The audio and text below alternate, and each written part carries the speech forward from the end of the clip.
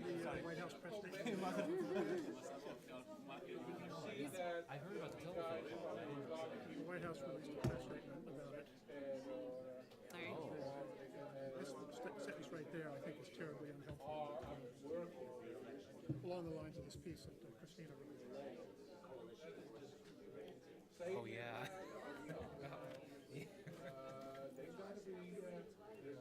I didn't realize, is Christina affiliated with the Wilson Center? She's a fellow, not a residential, but she's here working. She's not here, but she does some work for us.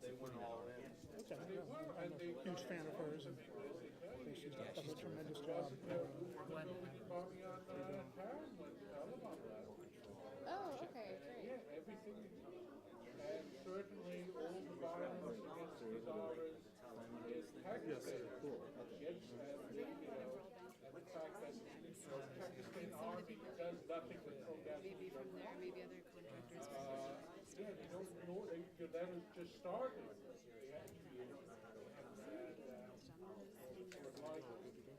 Yep. Move myself back into the so-called hotel for a while, but Or is he just that guy? I should know. Yeah. Protest against who? Okay. To do what? Protest, they're going to get together in Kabul and basically call we had the priority visit with Afghanistan. First, the Cold War country was sent hell, and now doesn't have the bomb. I didn't know that the soldiers that killed him. I didn't know they were his arms. Hey, good afternoon, everyone. Good afternoon. We're going to go ahead and get started. Yeah, well, Thank you all for coming. if they could have called. My name is Michael Kugelman. I'm the Senior Program Associate for South Asia with the Wilson Center's Asia program, the host of today's event. I'd like to briefly thank the co-sponsors for today's event. They are the Wilson Center's Middle East program and the Wilson Center's Project on Leadership and Building State Capacity. And just a very brief word about the Wilson Center itself. We are the official memorial to President Woodrow Wilson, the only U.S. president to have held a Ph.D. It's a good cocktail party tidbit. The Wilson Center is the nation's key nonpartisan policy forum for tackling global issues through independent research and open dialogue to inform actionable ideas for Congress, the administration, and the broader policy community. Here in Washington these days, when we talk about Afghanistan, stability is a word that we hear a whole lot. There's much discussion as to how stability in Afghanistan will be affected when most and possibly all international troops leave at the end of this year. There's much discussion as to whether Afghanistan security forces and its government will be up for the task of promoting the country's stability with a much diminished international security presence. We hear less, however, about the role of private Afghan citizens and what they can do about stability.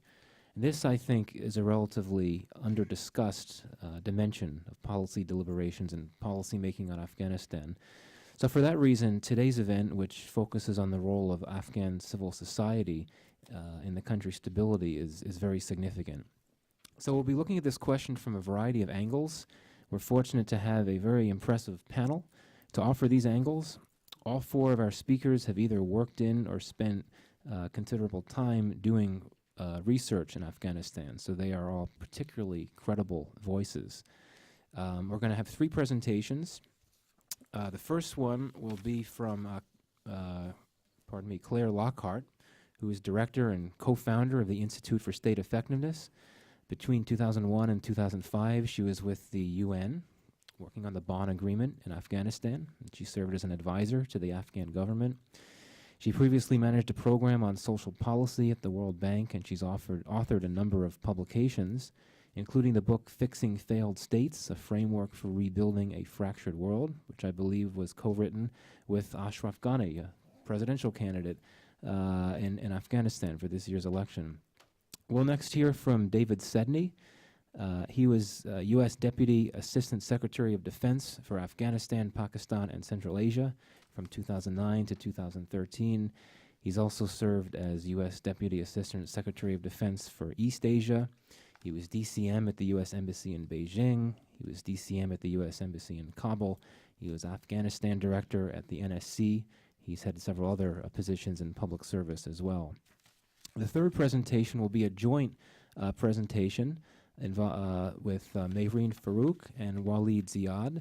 Mehreen is a senior fellow with WORD, where she works with Muslims nationwide to build community resilience against violent extremism, and she also advises U.S. policymakers on developing strategies to engage global Muslim communities. And prior to WORD, she was at McGill, AU, and the Middle East Institute. Her co-presenter, Walid Ziad, directs the South and Central Asia projects at WORD. He's presently assessing peace-building and counter-extremism initiatives in Afghanistan and Pakistan and working to develop a roadmap to overcome obstacles for engaging civil society. And he's also working on a doctorate at Yale. So in other words, he has plenty of spare time.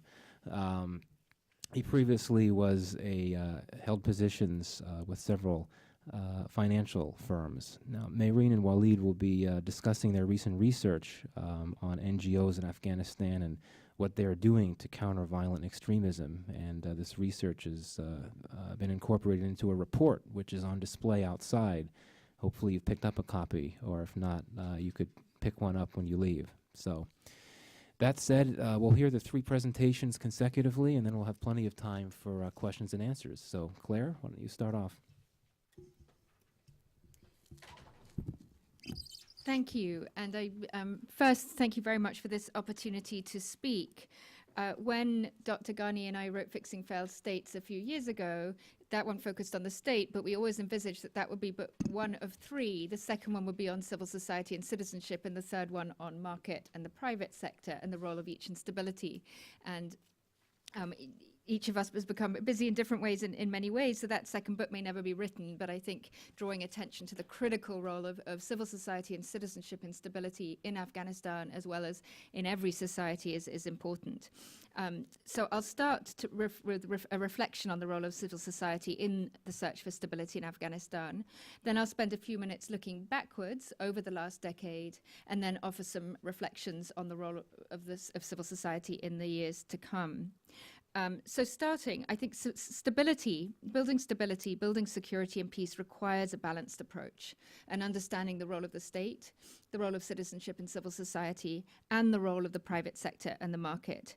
And if in the 20th century, conflicts and the struggles were so often about the state versus the market, the struggle between communism and capitalism, today we're in the age of the citizen, where it's citizenship movements everywhere that are demanding a different relationship between citizen and state, that we're seeing a driving politics in so many countries around the world, whether it's the Middle East transitions, whether it's Ukraine, and in Afghanistan.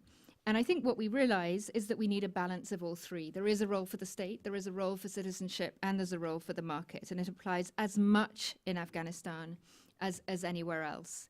But all too often in Afghanistan, it's the space for civil society. It's that 90% of the silent majority of the citizens that have been given so little attention comparatively and have been given short shrift.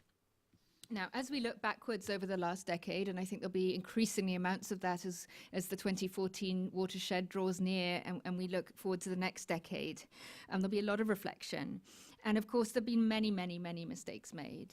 But there've also been many successes and many gains. And I think one of the challenges for analysts, for media, is to be able to strike the right balance of not shying away from looking at those mistakes and learning from them, but also not giving short shrift to the many attainments.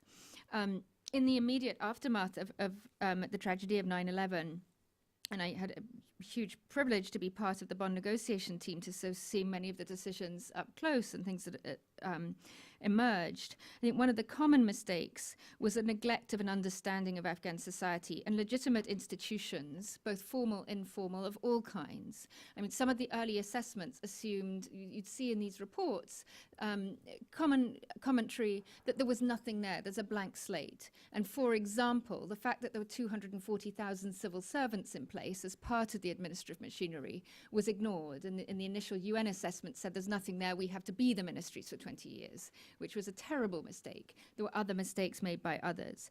But I think the common, there was assumed that there were nothing left of the administrative machinery, nothing left in terms of the vitality, vibrancy, and resilience of civil society, and nothing left in terms of the market. And the reality was so far from that truth. When I traveled around the country in early 2002, there were civil servants working in every province I visited across the country, people who were no more Talib than anyone sitting in this room, but loyal civil servants doing their duty. There were village organizations, there were professional associations, and they'd taken an enormous battering during the years of war throughout the 90s, but they were still there, and there was a remarkable resilience to them. One of the Afghan civic leaders once said to me, the mistake that you foreigners make is to ignore the middle, is to ignore what he said is the 90% civil society, the silent majority.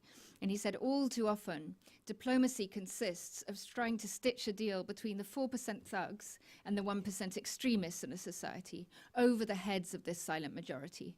And he said in Afghanistan, we're like any other society. We have our 4% thugs, we have our 1% extremists, as in any society. But stability won't rest on this 4% and the 1%. Stability will rest on trusting in and working with the 90%. And I think it's out of an instinct for that kind of approach that perhaps many of us are here today. So some of the mistakes made, I think one was trying to work too closely with the 4%, the thugs, or what some have called the strongmen or the warlords, and relying on them and their militias for stability. Another type of mistake is giving too much credence to the 1% who don't represent the sentiment of the absolute majority of the country. And in part, the last decade has been a story of discovering the role that each part of this three-legged stool can play, and taking them each briefly in turn. I think first was the search for and discovery of the importance of the role of the state.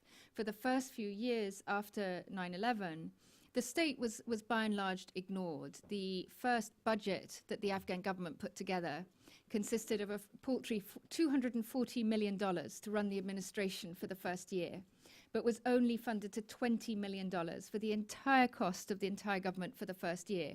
This barely funded fuel for a month, and civil service salaries for doctors and teachers and policemen of even $50 a month couldn't be met.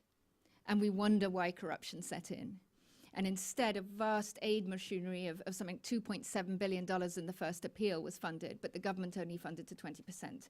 So initially, I think the international approach was to bypass the state.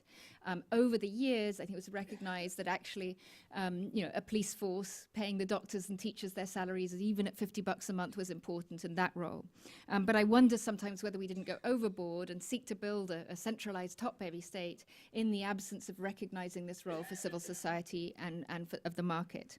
And second, I'll turn to the market and the role of Afghan businesses and Afghan firms. And I think, and I hope, that the irrelevance of this part of the three-legged stool is not going to go unnoticed. I know we're here today to talk about civil society and citizenship, but I do think that role for the market and a domestic vibrant economy is important, because unless Afghanistan can generate its own revenue, and until Afghan businesses can grow, can manufacture, can trade in the region, Afghanistan is not going to have the fiscal base to pay for its own security and other costs.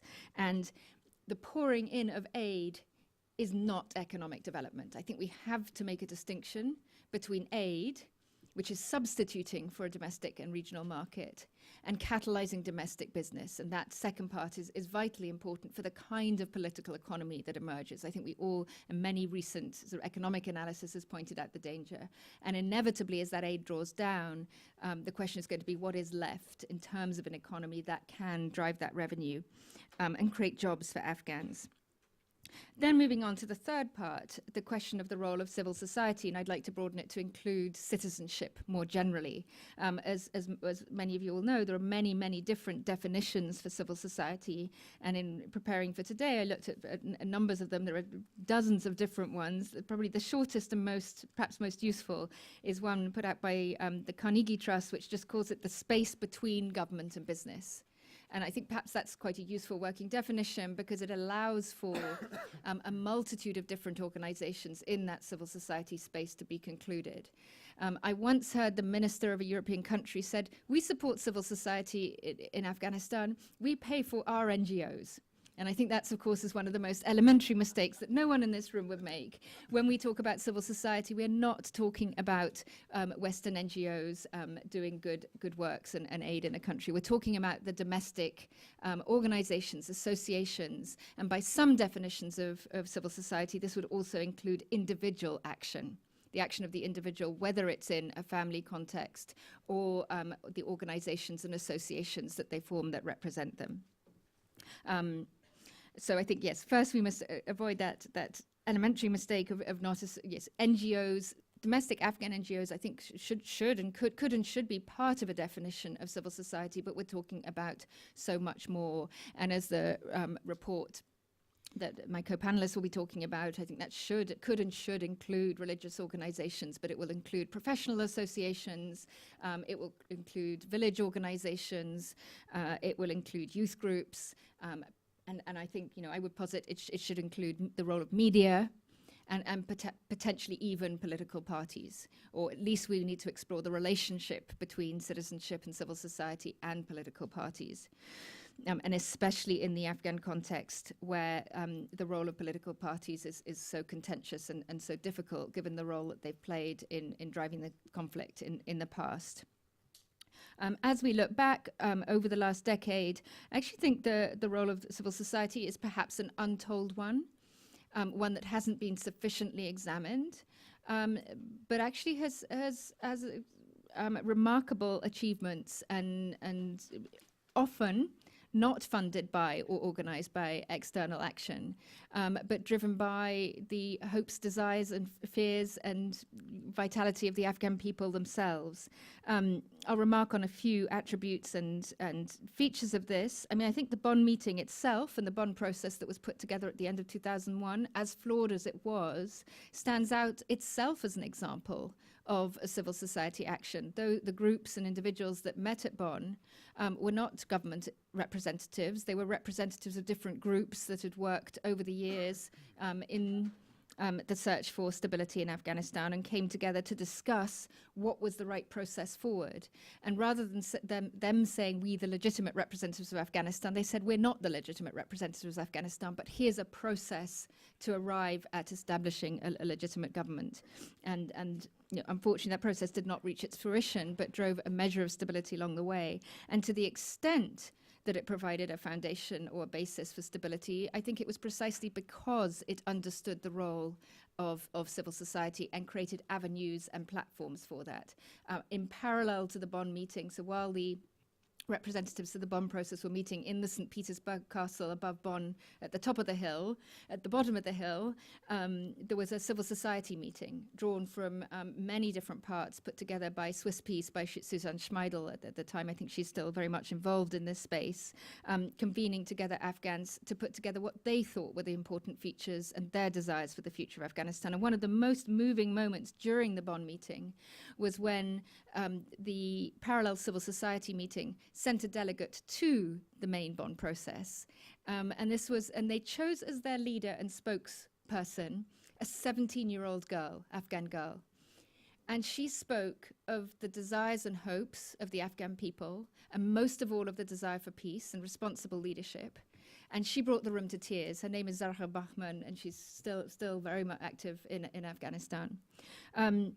But that itself, I think, what Lakhdar Brahimi had in mind, and it partly came to fruition, was that interweaving of political leadership with civic leadership in the search for stability in Afghanistan. A second feature, of course, were the Loya Jirgas that were put together. First, the emergency Loya Jirga of 2002, and then the constitutional Loya Jirga of 2003, and there have been many Loya Jirgas since, including, of course, the most recent one, where the people of Afghanistan, through the Loya Jirga, actually endorsed the bilateral security agreement and the, an ongoing partnership with the people of the United States. And the lawyer jiggers themselves, an institution rooted in Afghan history, but again, a vehicle for bringing together the voice of the people to communicate with leadership or express the desires of the people and consult on political issues. Other elements, perhaps worth noting on over the last decade, and there are many, many others, that many of the development programs put together, those that worked had rested on finding a role for civil society, for communities, and making them agents of and partners in the development process. And the one that probably stands foremost in this, although there are others, is the National Solidarity Program. A program, many of you may be familiar with this, but it was a development program that was put into place immediately after the Bonn Agreement, and is now present in 31,000 communities across the country. Essentially a simple mechanism. It gives a block grant to each of the villages in the country. And the village doesn't have to take the block grant, but if they want to, they have to have a village council, they have to have a certain quorum, decide on how to spend the money, and then put an account up in the public place. There have now been elections in 31,000 villages. There are 31,000 what they're called community development councils. And as the report notes, there's sort of a variation on the traditional mechanism or organization of the Shura, but with a democratic element. And I think, if one was to engage with the American public and say that there are 31,000 elected village councils and there have been 100,000 women who've been elected as council leaders, I think there'll probably be some surprises. I'm not sure that this story is well known in the media. But that to me is another example of the role of civil society. When villagers are interviewed on this program and say, and they're asked, do you see the CDC, the Community Development Council, as a government organization? The response is almost universally, no, it's our organization. But through it, we can communicate with government. Recently, legislation was passed that makes this community organization the lowest level of government. So I think that's set to change. But in essence, I think we see this community organization as a mediating mechanism between the citizen and the state. But one example among many of the richness, the capacity, and the vitality of domestic Afghan institutions. I remember back in 2002 when the debates were going on between the UN and the Afghan government about what's the right way to deliver assistance. The quite common commentary among UN officials and NGO leaders was, the Afghan villages, a program like this will never work. The Afghans don't have the capacity. But I think history was the judge on who was right there. The NSP was up and running. It's not perfect. There are sort of several managerial questions to be faced now as the program moves into the future. But by and large, that program was far faster, far more effective at delivering assistance than pretty much any other mechanism. Other aspects, and I think here, and congratulations to the authors of this report and many others who've tried to map civil society in Afghanistan before them, many other untold stories of success of where Afghans have formed organizations that have had a real impact on trying to give expression and voice to this 90% silent majority, and not least of this, the extraordinary success of media and in the role of telecommunications and of media in creating channels and platforms for Afghans to communicate with each other and with the outside world. I remember when the first telecom companies bid on the telco licenses, the GSM licenses, one of the companies who was in the end successful estimated that at maximum, within 10 years, there would be 750,000 phones in Afghanistan. But today there are more than 16 million. And huge credit to the Mohseni brothers and many others for really having led the charge in developing Afghan media organizations that are really the envy of many in the region for the vitality and space that they've created. And there are others, and I see Professor Schneider here, who's taught me a huge amount about the importance of culture and the arts in diplomacy and in civic life. And I think we've seen on both sides of the border, that in Pakistan and Afghanistan, the role of culture and the arts also in opening the space for civil society and for expression. But I'll leave it to others to give us more of the particulars of the civil society landscape. But just to say, I think there's enormous need to give it more voice and pay more attention, and I'll come to that. Then finally, looking forward, what role will civil society play, and what role can we see it playing? I think it's already there, and for those who have argued, for this space, I think it's been claimed by Afghans every day. Many people have been remarking on the need for a national dialogue within Afghanistan on the future.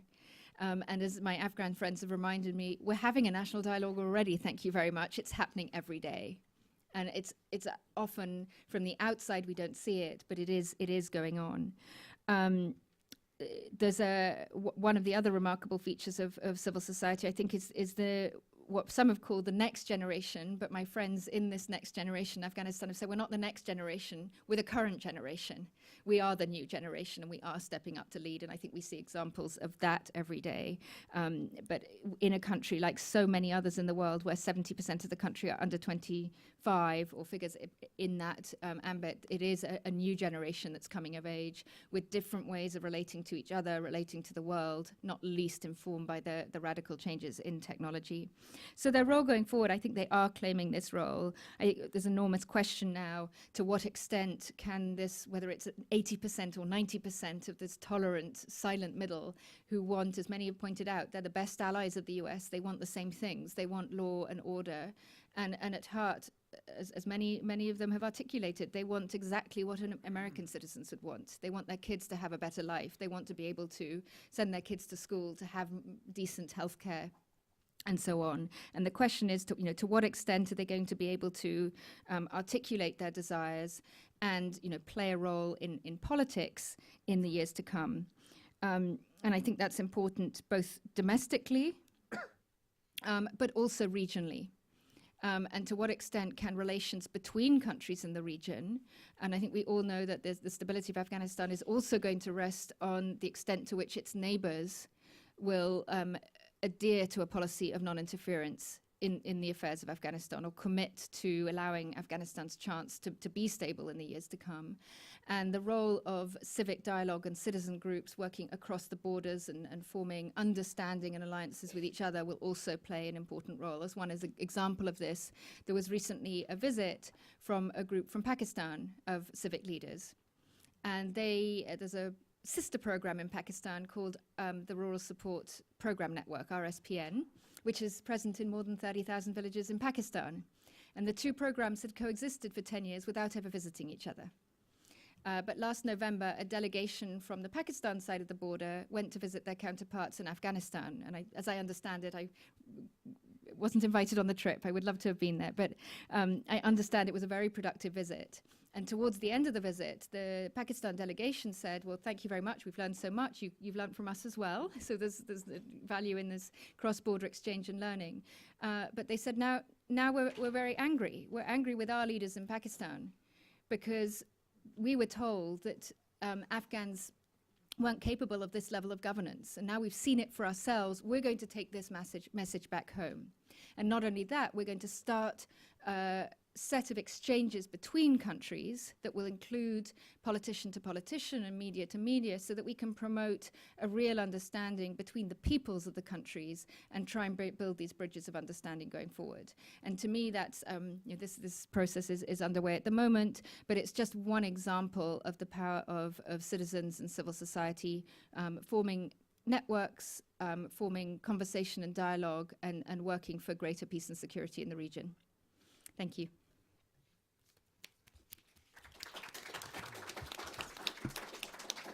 Okay, thank you, Claire, for teeing things off in such an effective fashion like that. David, we'll go right to you for you to talk about the U.S. military's efforts to engage civil society. Okay. Thank you very much, Michael. Thank you, Claire. And it's always a difficult thing to follow someone who has such a comprehensive knowledge and such a broad perspective as Claire Lockhart. Thank you.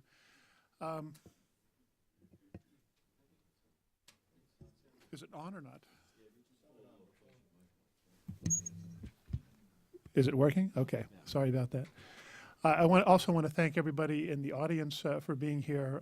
Afghanistan is an issue which I think Americans almost have a responsibility to take seriously, because we have intervened in another country for our own national interest, but we've had the kind of impact and continue to have the kind of impact on Afghanistan that is in some ways, many ways positive, but not always.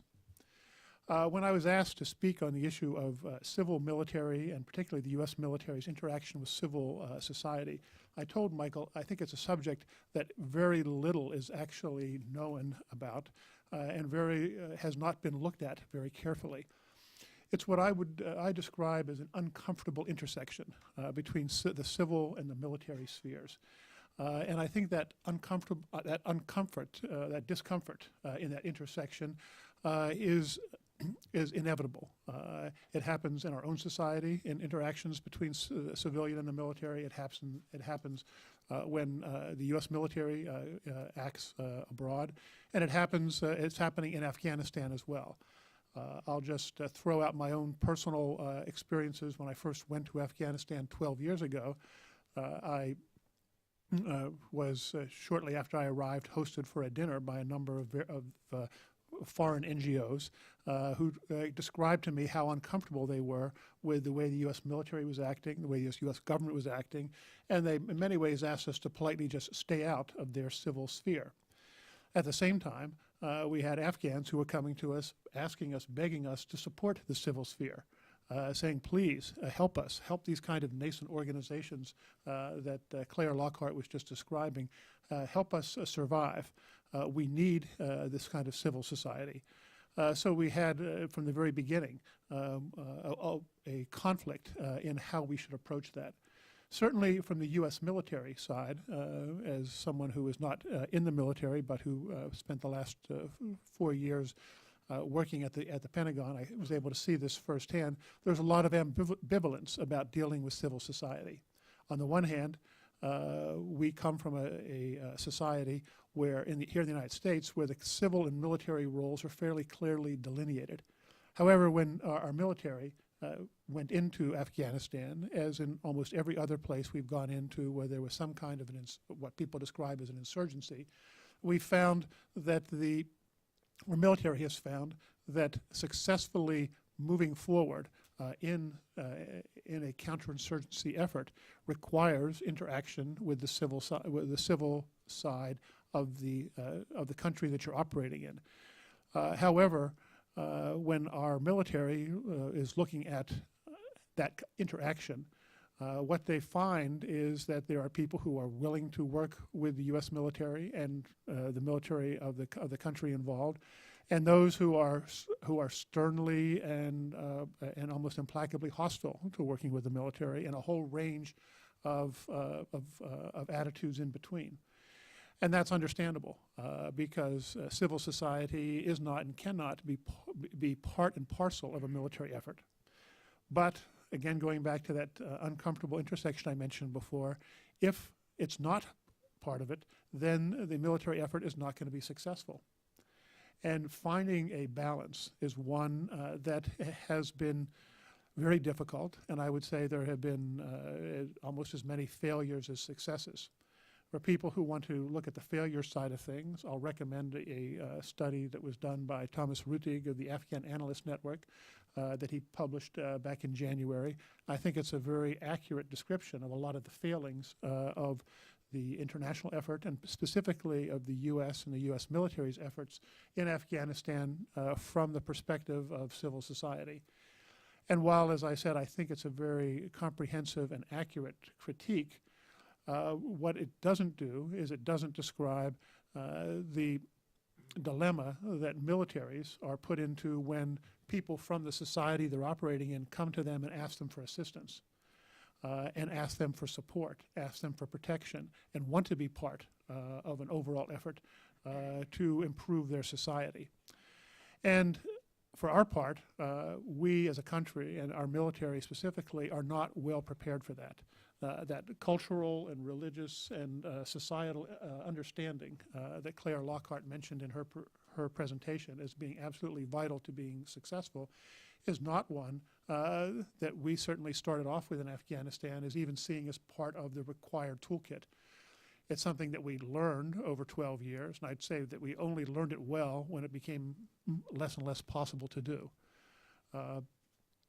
And even when we learned well the societal and cultural context, finding the right way to interact with civil society is one that remains a constant challenge. The other day, several of us were at a presentation with a very senior U.S. military leader, and he mentioned that interaction with civil society was not part of his assigned writ. It was not part of his area of responsibility as assigned to him when he was sent to take command in Afghanistan.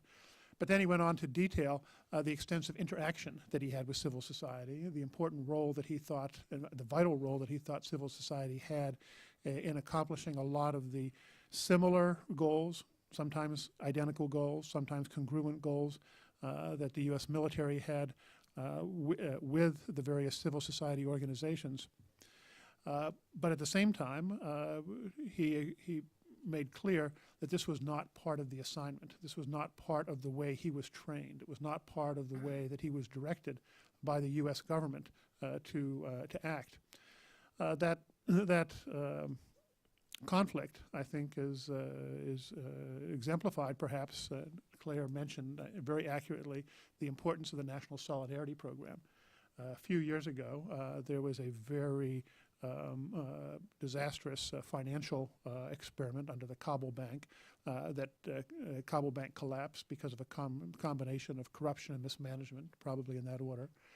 And trying to clean up the resulting mess, one of the tools that some people in the U.S. government thought would be appropriate would be to put sanctions on Afghanistan that would result in holding back funding going to the National Solidarity Program.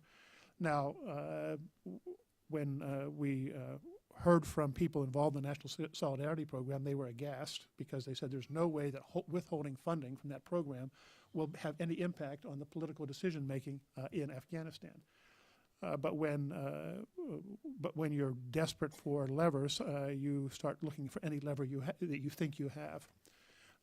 I would say that it was always clear to me that such a lever would be not only useless but counterproductive, because the strength of the National Solidarity Program in building grassroots civil society is something that's very much congruent with U.S. interest. It was consistent with our campaign plan, but it wasn't part of our campaign plan. And putting pressure on the Afghan government by withdrawing that funding was never going to be a successful lever. But that's the kind of conflict that you get into when you are carrying out a broad-based military and political campaign in a situation as complex as in Afghanistan. I've sort of carefully not talked prescriptively and not talked prospectively. In other words, I don't have answers for the questions of how best for civil-military interactions to work, on how best for militaries in general, and specifically the U.S. military, to interact with civil society. But what I can say from the perspective of working on Afghanistan, both there and here in Washington over a good portion of the last 12 years, is that it's something that needs a lot more work, that needs conscious thought and decision-making. Going into an effort such as Afghanistan without the kind of understanding that's necessary was one of the first mistakes we made.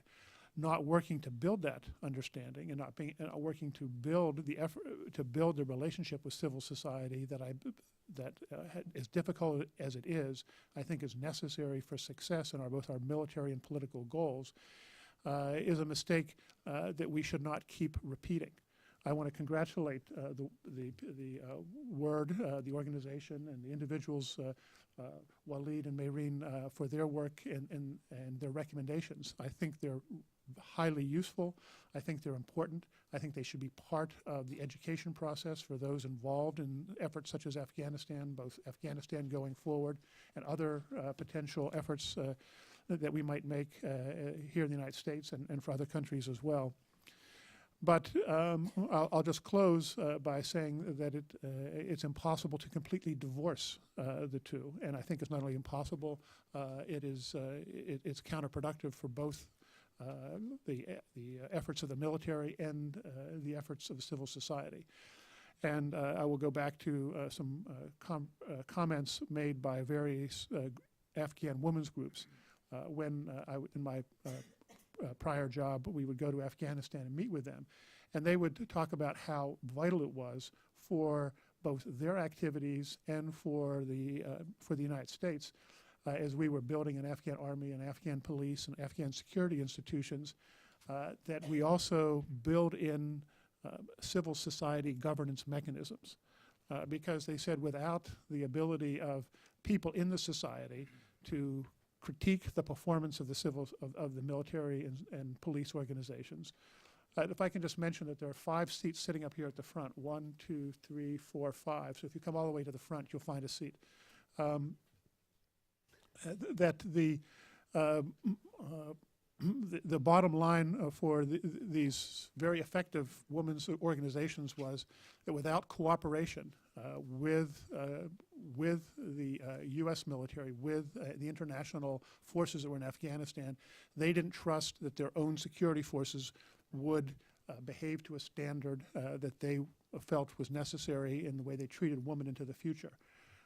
And that the role of those civil society organizations is absolutely vital to those to security organizations performing well. Without people saying that this police unit, these individuals in the army are carrying out tactics, are acting in a way that's abusive to the society and undercutting the ability of security to be effective.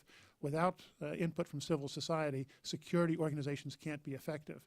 But at the same time, if the military effort governs the civil society organizations and tries to control them too much, they won't be effective or legitimate either.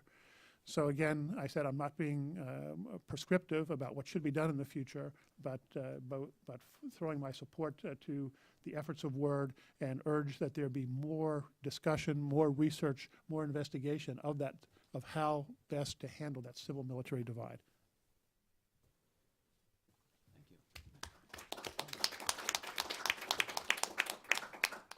Okay, thank you, David. Well, now we're going to move on to our third presentation involving Mehreen and Waleed, who, as I mentioned before, they're going to be speaking on this report that they've recently put together and published, and there are copies outside, which you should certainly take a copy of one when you leave if you don't have one already. It's based on research they did in Afghanistan, looking at how NGOs have been doing things to counter violent extremism and promote peace building. So whoever's going to start, go ahead. I'll get started. Is there a clicker? Yeah, great, wonderful.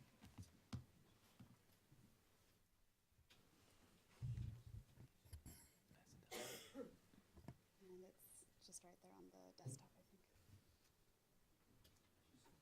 How does it work? Again, urging people come in by this front door, and there's a couple seats up here.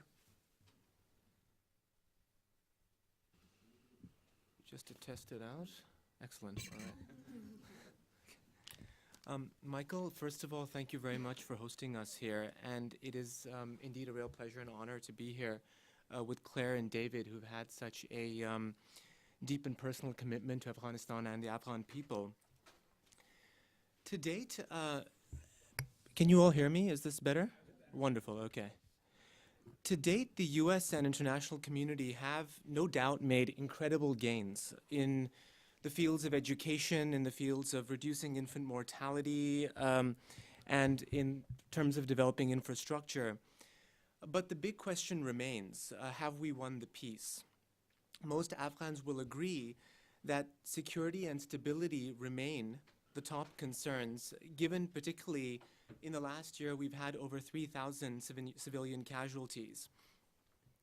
Now, in recent years, much of the U.S. strategy has focused on strengthening the capacity of the Afghan government so that it can then address the needs of the people who then would be less likely to support anti-state groups. This is generally the logic.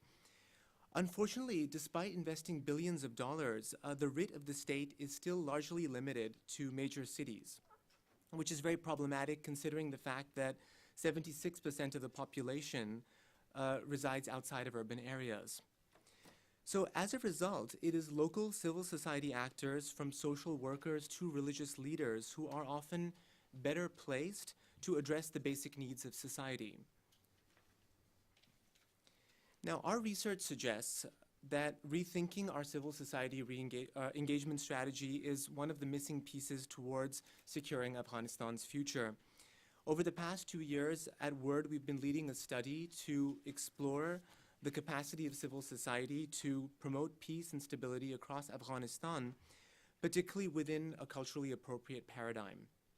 We've traveled across 15 provinces, really Uruzgan to Badakhshan, Herat, Torkham border, mostly by road and with no security. Yes, it is possible. To conduct over 100 interviews with activists, with religious leaders, and tribal elders. In addition to this report, which we've released last week, we've developed a directory of approximately 80 organizations engaged on peace-building issues, and we go over the pros and cons, the areas where certain organizations have proved effective, and then areas for future engagement. Now, as Claire very clearly pointed out, Afghanistan civil society is not a recent construct. Before the emergence of secular organizations, the foundation of civil society was made up of 3 core sectors, and that is community-based shuras, then jirgas, assemblies, and then traditional Muslim networks. Now, these are largely comprised of apolitical Sunni and Shia scholars or cultural thought leaders or local religious functionaries who ascribe to one of the classical schools of Islamic jurisprudence.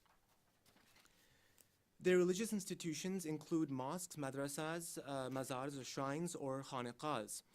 And while we looked at both secular and faith-based organizations, our study focused on these traditional Muslim networks, which relatively speaking have been understudied and underutilized.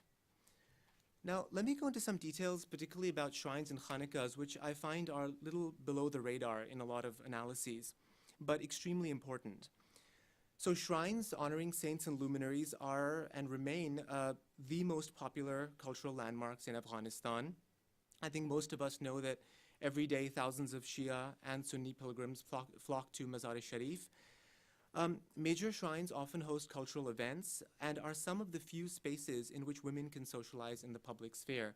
Now, we visited many across the country, and just to give you an example, there's one, Hassan Abdal Valley, which is about 2.5 hours north of Kabul, accessible by a dirt road, very difficult to get to. But every week they have an appointed day for women where several hundred are in attendance. So as such, they can be important venues to disseminate positive messages. Now, shrines and mosques are often associated with khanaqahs, which are centers for cultural and spiritual development. To give you an idea of what an important part of mainstream society these are, there are 51 in Kabul alone, several of them dating back to the 18th century and also well before. They are very popular, particularly amongst the youth, and host weekly events with meditation, poetry, and sacred music. Now, since 2001, there have been many changes to Afghanistan's civil society. First is simply in terms of size. In addition to religious-based institutions, we have now approximately 4,700 registered, mostly secular NGOs, which include women's interest groups, sports clubs, educational institutions, the list goes on. Now, with a large number of civil society activists on the stage, we're now beginning to see tensions emerging between the new and the old. And, for example, between local power brokers and older civil society structures. So, for example, a tribal elder that we met in the south, who actually was a former Mujahideen and had fought, commander, and had fought alongside Ahmad Shah Massoud, he explained that he had tried to form a council of tribal leaders to provide development agencies with suggestions for projects, but then ultimately this project was denied because the provincial power brokers believed it would cede too much power to the tribal authorities.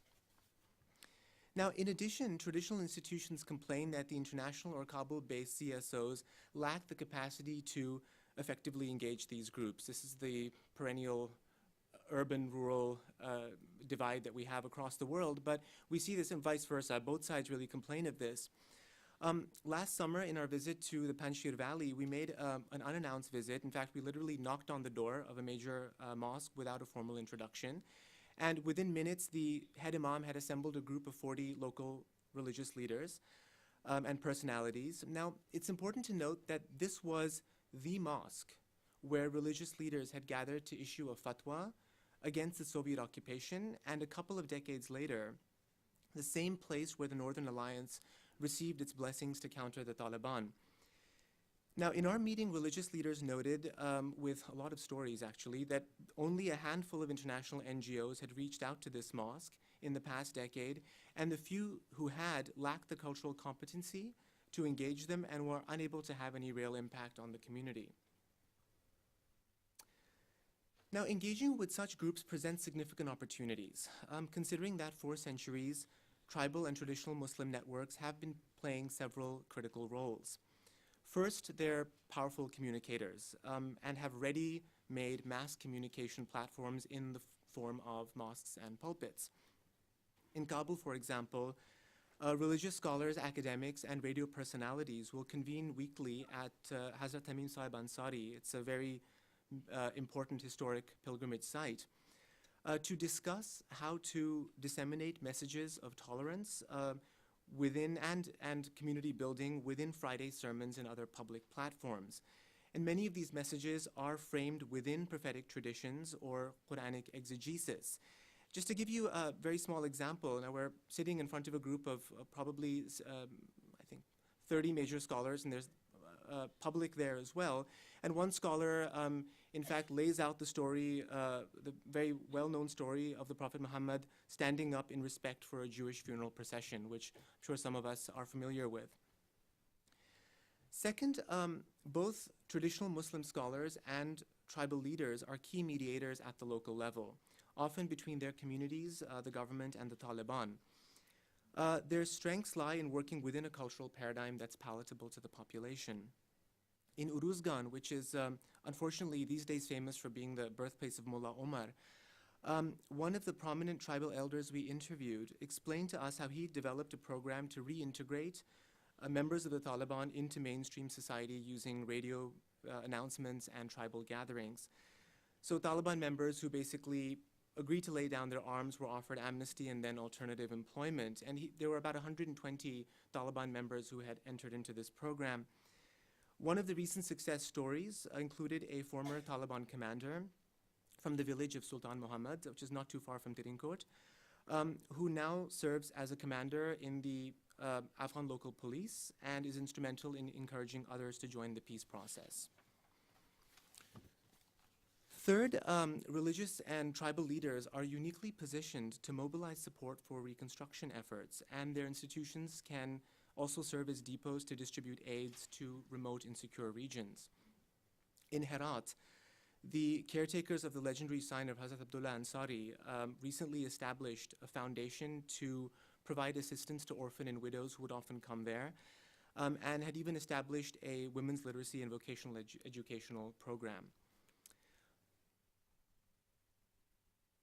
Now, while faith-based and tribal networks offer many opportunities, there are several very important challenges that they face, which Mehreen will be discussing in more detail. I'm simply going to highlight one point which is very relevant to our engagement with traditional Muslim networks going forward. Given social norms, we can't expect traditional Muslim leaders to see eye to eye with us on every aspect of our foreign policy and even on sensitive issues like the role of women in public space. Instead, we have to find areas which we do agree upon, like national reconciliation, the problem of takfirism, which is something that a lot of organizations feel very strongly about, or in the case of women's education, because there are many traditional Muslim networks which have women's madrasas. So these are the areas to actually create some cooperation and agreement on, and then from here, we can move on to the far more delicate issues which lie ahead. Thank you.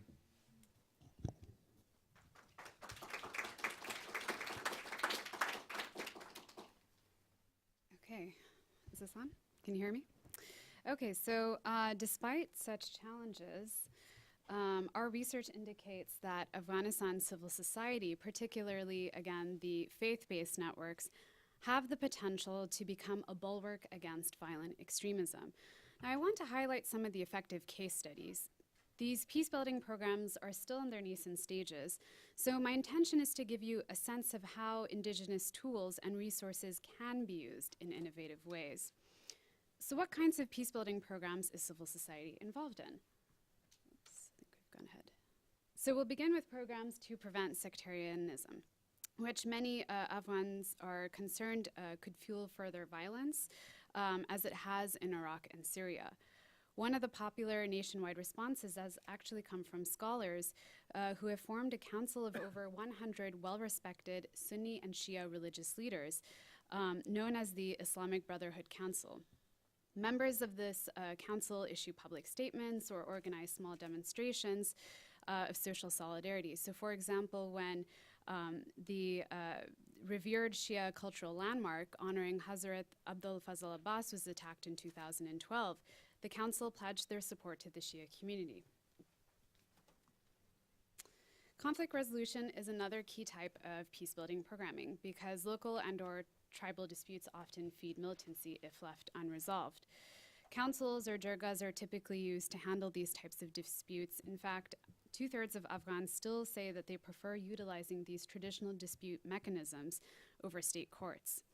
One particularly effective example of how this can be scaled up comes from Herat, where hundreds of imams congregate at the Jami Mosque to resolve community concerns that are brought from all the nearby provinces. The deliberations are televised, and then afterwards, the religious scholars are expected to go back to their villages to share the resolutions with the villages.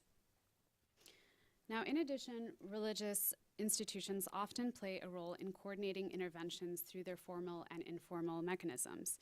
When we were in Herat last summer, we were invited to the central Chanukah of the Chishti Sufi order.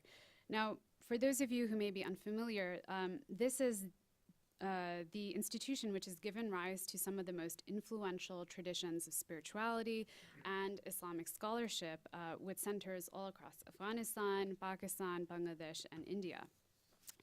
Now, while we were there, the Chanukah's director shared an incident that occurred several months ago in which about 7 youth from Helmand had been lured to join the Taliban with promises of employment and other lucrative opportunities. The families were concerned, of course, so they contacted the local branch of the Chishtis in Helmand, and it was through its social networks that word eventually got to Herat. Within a matter of days, the Chanukah in Herat was able to coordinate alternative employment and financial assistance for the youth from halfway across the country. CSOs are also developing innovative initiatives from public murals, street theater, even radio programming, all to address drug abuse and small arms proliferation, both of which, of course, fuel militancy. Now, we noted that personalized interventions at religious institutions were particularly effective. So in Jalalabad, for example, we met with a key community leader known as Maulvi Najibullah, and he explained to us how he brings together local imams, the community leaders, youth activists to develop collective solutions. So for drug users, they arrange rehabilitation programs, and for arms dealers, they offer alternative employment. If the initial intervention fails, then they bring on a larger group of religious scholars who essentially bombard them with theological arguments against destructive behaviors. And if that fails, then they eventually turn to the state and the local government officials to intervene.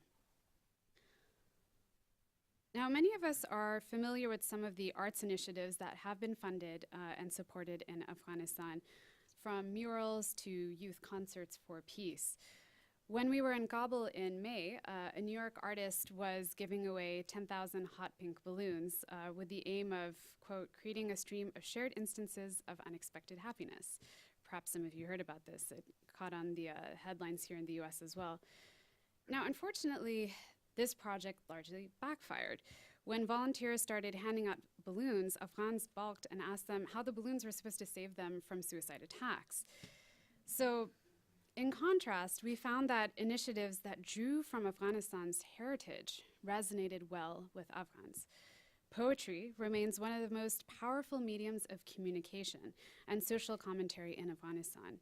Anyone who's taken a local taxi in Mazar-e-Sharif or other major cities will know that even cab drivers use classical poetry in their political critiques. Across the country, communities are organizing public events to explore principles of tolerance in the works of Afghanistan's famed poets, such as Maulana Rumi, or within Afghanistan, as he's known as Maulana Balkhi. These are instrumental in developing positive narratives that challenge intolerant ideologies. Similarly, organizations such as the Foundation for Culture and Civil Society also organize poetry recitals and qawwali musical performances on a large scale, which were previously banned under the Taliban. So, what are some of the challenges that these groups face? Now, when examining the delicate balance between state, market, and civil society, we have to be realistic that, of course, civil society can't do everything. The vast majority of Afghan CSOs still lack institutional capacity. Moreover, corruption and nepotism are cited as significant problems for some CSOs. Financial viability is, of course, a chief concern. Most registered organizations continue to be reliant on international funding and have developed donor dependency. Now, I know we're in a room full of experts, so I'm not going to go into details about the odd dynamics that emerge from this phenomena, but over time, many organizations end up lacking coherence in their programming. So just to provide you an example, there's a Kabul-based peace-building organization, which on one hand may engage in conflict resolution training, and on the other hand has set up a women's boxing team. So as you can imagine, this sends conflicting signals to Afghans. Security has, of course, also prevented project implementation, monitoring, and as well as making it difficult for locals to organize public awareness campaigns about extremism. In addition, simply talking about militancy in Afghanistan is a delicate issue because, surprisingly, there is no consensus on who the enemy is, who's behind attacks, and which group is linked to whom. So essentially, we have the Taliban, which are acting quite decentralized. Then you have independent militias, foreign-based militants. You have militant Islamists like Hizb Islami Gulbuddin. And finally, there are nonviolent extremists that espouse an intolerant interpretation of secret texts that foment ethnic or sectarian conflict. So in short, due to the myriad of actors, it's difficult for activists to develop counter-narratives. Another common complaint that we heard was that civil society engagement is still limited largely to English-speaking Kabul-based organizations. Now, in expanding our base of partners, about 80% of our interviewees said that the international community must go local and we must go rural. To do this, of course, more refined screening processes will naturally be required, which take into account individual and organizations' past history. Partners should be sought who have consistently denounced terrorism, suicide attacks, other anti-state activities. And in working with former militants, extra vigilance will be required to ensure that they don't say one thing publicly and another thing privately, which is not uncommon. In fact, just to share a quick story with you, in one of our interviews at an international NGO with a public health specialist, we were surprised by his recommendation that when we return to the US, we should set up a Muslim organization like Al-Qaeda, the same way the Sheikh Osama did. So as you can imagine, we were quite shocked that someone with such extremist views was working openly with a reputable organization. Needless to say, we ended that interview really quickly. So in short, identifying new partners will require that our cultural competency training efforts be scaled up and include modules to identify radical ideologies so that we don't inadvertently partner with the wrong people. Finally, given the quick turnover of staff in Kabul, we need mechanisms to ensure continuous engagement with civil society actors that we have been working with. Despite the various difficulties over the last 12 years, there are a host of organizations that are still interested in receiving support from the international community. In fact, many of the groups we met with insisted that we work with them. So I'll end here and just add that we encourage analysts and policymakers, as well as the Afghan diaspora, to refer to our directory and our report for more information. Ultimately, we hope that this research can help foster increased civil society engagements beyond 2014.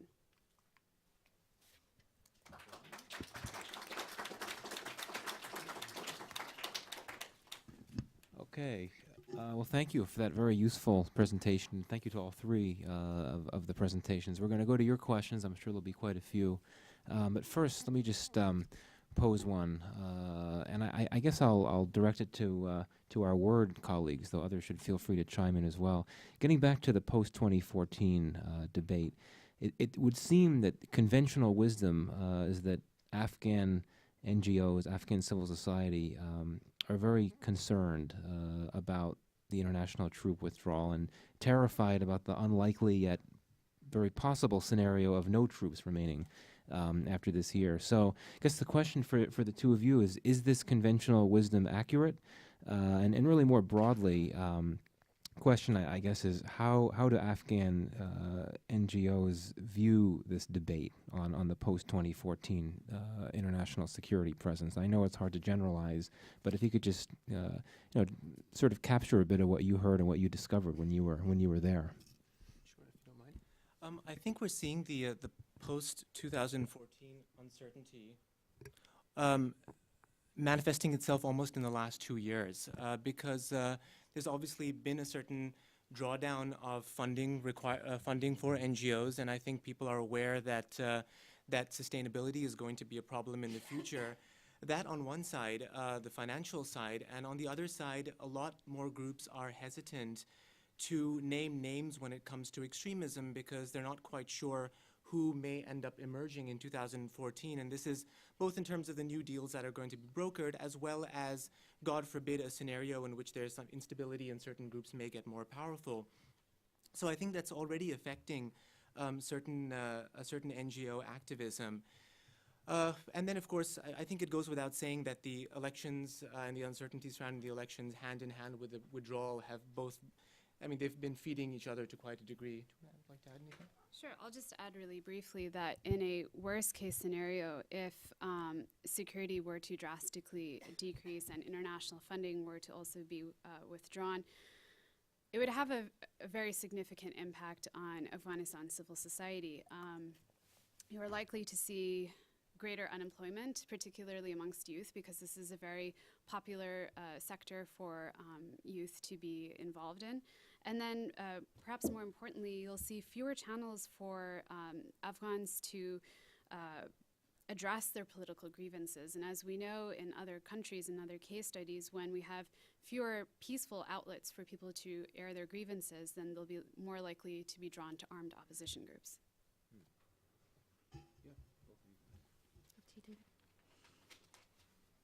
I would just add it from the presentations here, the discussion, you've seen a wide range of civil society actors.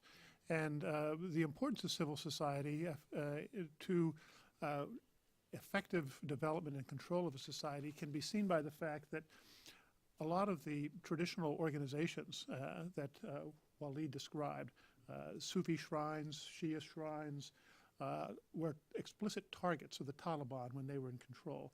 They did a very good job of closing those organizations down, forcing the membership and leadership to leave, or often persecuting them, in some cases killing them. So undermining civil society, the traditional civil society, was a very important part of the Taliban agenda in Afghanistan, and they, to be frank, I think did it very effectively. The mushrooming of civil society after the Taliban left, I think, has shown how the people of Afghanistan realize the need for the development of these civil society organizations.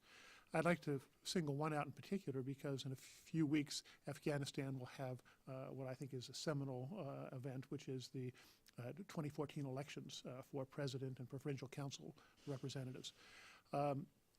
One of the most important, fairly new civil society organizations is the Foundation for Free and Fair Election. The Fair and Free Elections Foundation of Afghanistan, which has developed, in my mind, some very impressive coordinated efforts to deploy thousands of observers throughout all of Afghanistan. There aren't going to be very many foreign observers for these elections, and that's probably a good thing. But there are going to be, as I said, thousands of Afghan monitors of those elections. And that's the kind of effort, and going back to Michael's question, are people concerned? Yes, they're concerned.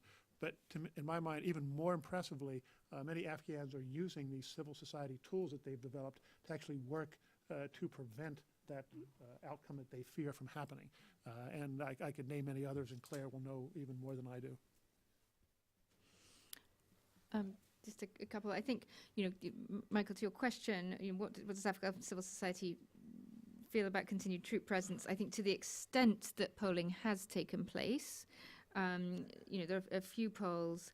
One was released yesterday by an organization called ATR with some very interesting results. As I remember the figures, but it's online, you can check with it, it's that 80% of those polled, and it was 4,200 people polled in all parts of the country, urban, rural, men and women, 80% wanted a continued international presence. And overwhelmingly of those who wanted the continued presence, the priority was for security presence. And it was particularly the continued training and commitment to the Afghan National Security Forces.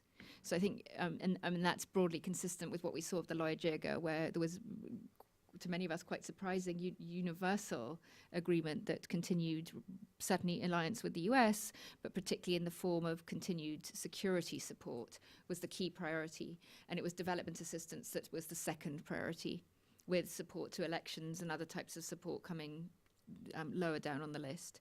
So I do think, and it's sort of counterintuitive to me. I think many international organizations assumed that Afghan citizens wanted the security forces to leave, and the security commitment was less important. But I think what we've seen is actually the inverse.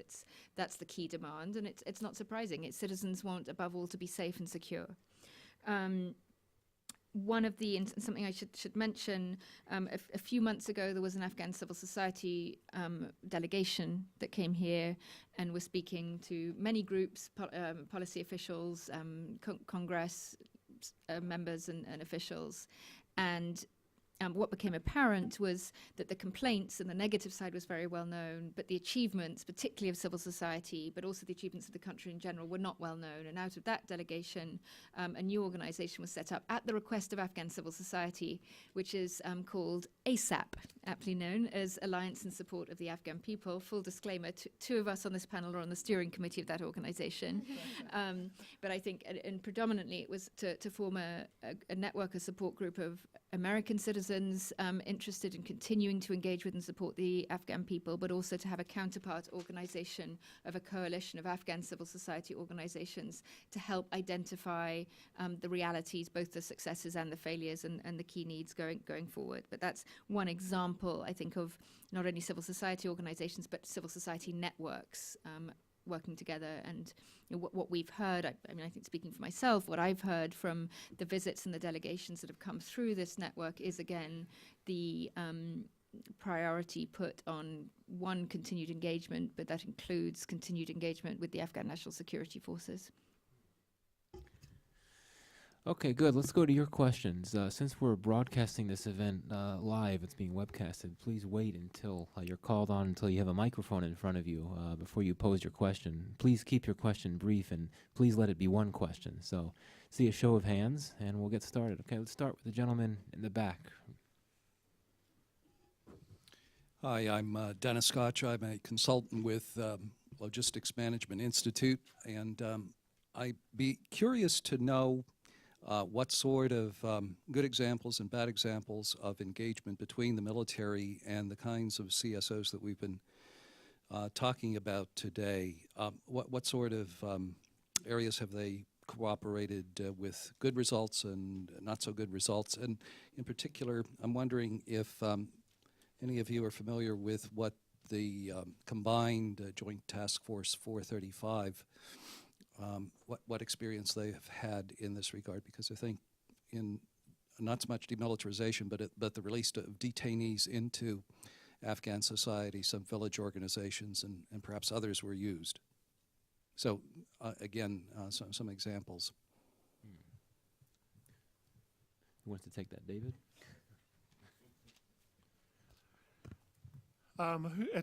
It's an important question, and as I mentioned before, it's one the relationship between those civil society organizations and the military effort, particularly the U.S. military effort, is one that has been beset by contradictions. You mentioned specifically the area of prisoner releases. Over the last 12 years, the United States has released, the United States and ISAF forces and the Afghan forces have released literally tens of thousands of people into Afghanistan society. Some of those people who were picked up during operations had very tangential relations or none at all to the Taliban and were released fairly quickly and fairly successfully. Others were people who were very involved in the military efforts, suicide bombers, those who built and placed IEDs and killed Afghans, and as well as foreign forces. And the kind of efforts that you mentioned of the Task Force 435 that was engaged in working to come up with ways to release people into some kind of network, local networks. I think they found that those networks tended to be very fragile, that the supervisory, the controlling efforts, the idea was you would release people on the basis of pledges from either individuals, often prominent individuals in the areas that they would be released back into, or in some cases groups of people, in a few cases organizations. The record of success there, to be frank, has been very, very mixed, with many of the people who offered the guarantees later on saying they didn't actually have the ability to carry out those guarantees. In response to your question, in terms of prisoner releases, I'd say the record has been very mixed, probably more negative than positive. In terms of your question about areas where intersection with civil society, positive and negative, I'd say one area of particular importance to many in the United States that I know from many in the U.S. Congress, because I've been asked about this in testimony, is the role of women in the Afghan National Army and in the Afghan National Police. For women to join those security organizations, for Afghan women to join those security organizations is a huge challenge. They face opposition from their families quite often. They face opposition from the families face opposition from their neighbors. One area that where I think it's been fairly successful is outreach to Afghan women's organizations to get them to help encourage women to join the Afghan Army and the Afghan police, and to then provide the women who join the security institutions with a continuing source of support from people in the Afghan society as they join that. And I would say it's a very important effort to get women into the Afghan Army and the Afghan police, but one in the end that can only be done by Afghans. And I think in that area, I think there has been a reasonable amount of success, although a lot more needs to be done to increase the numbers of women in both the Army and the police. I can just add to that. I was actually waiting to see how you'd answer that. So one of the objectives of our work, again, was to establish some form of continuity. So many folks within the U.S. government have various lists of civil society organizations that they have worked with in the past, but it seems like those lists were always broken whenever there was turnover. So, of course, in addition to meeting with various civil society activists on the ground and grassroots networks, we also did reach out to some folks in ISAF and with the embassy. And without going into any details, we found that there were some interesting initiatives in which there was some of that collaboration that was going on. But, you know, whether it was on issues of anti-corruption or promoting good governance or simply religious leader engagement. But what's interesting here is that I think 99% of those engagements were not branded as such. There was no U.S. flag on anything. You would never have known that it was supported by the U.S. government. And that's really key in places like Afghanistan, where local communities have to have ownership of these initiatives. Okay, next question. Let's come right up here to the front.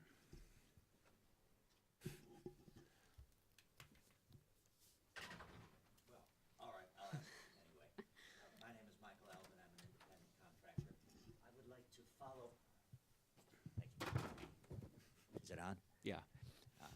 I'd like to follow up your comment, please. That gets us into the issue of USAID as and NGOs as implementing partners or informal associations. What has the experience been over the last decade and more with regard to USAID interaction, and especially in the last couple of years? And what do you anticipate as we look forward to next year?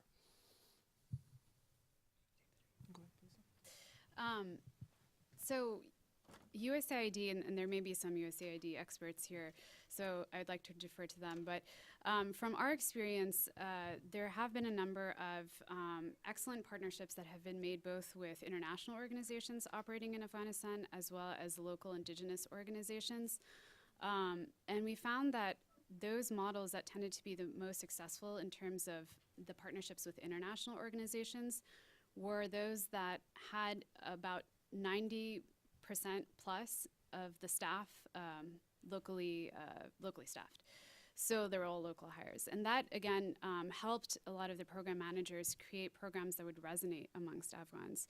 They knew exactly how to frame sensitive issues. They had established partnerships and MOUs with the ministries of religious affairs. And then they had also worked with a lot of local religious leaders to implement those programs.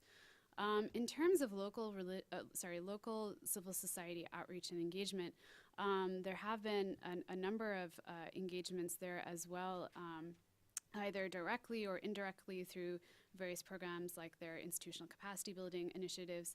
But again here, while there's been enormous amount of progress made, we still need to go beyond the urban-based civil society organizations that we tend to rely on, especially those that were known as the English-speaking Kabul organizations, to really hit those in the provinces. So I think moving forward beyond 2014, we really need to identify ways that we can go beyond the urban centers to impact more folks at the rural levels. May just add one area for religious leader engagement, which actually has been done at various levels through local organizations, either creating partnerships between local implementing organizations and religious leaders who then can at least put a stamp of approval on those projects from a cultural or religious point of view. Many of these have been very successful. There are a handful of organizations, actually, we've mentioned in our report, which have actually done this to varying degrees of success. One of the issues, actually, and this just goes beyond, in fact, just USAID, but international community at large in religious leader engagement, is that there has been a reliance particularly on the Ministry of Religious Affairs. Now, this is very important, and one has to go through the ministry. You're not going to bypass the government bodies here. But at the same time, this goes for not just the Ministry of Religious Affairs, also the High Peace Council to a great degree. There is a bifurcation sometimes amongst a lot of the Afghans that we talk to in terms of legitimacy the moment you actually have someone who's associated with a government. And this is typical for most developing countries, I think. It's nothing unusual. So it is important to add that once you do tap in just through the state networks, you are approaching only one percentage of the groups on the ground, and a whole other set feels either marginalized or is simply not engaged. Okay, there's the woman with the black scarf. Simin from Betty McCollum's office, Congresswoman Betty McCollum's office. Thank you so much for this presentation, and especially Mehrin. And well, it was very positive and optimistic. So I believe that most of the local groups are middle-aged, male-dominated groups, and sometimes their practices are discriminatory against women and youths.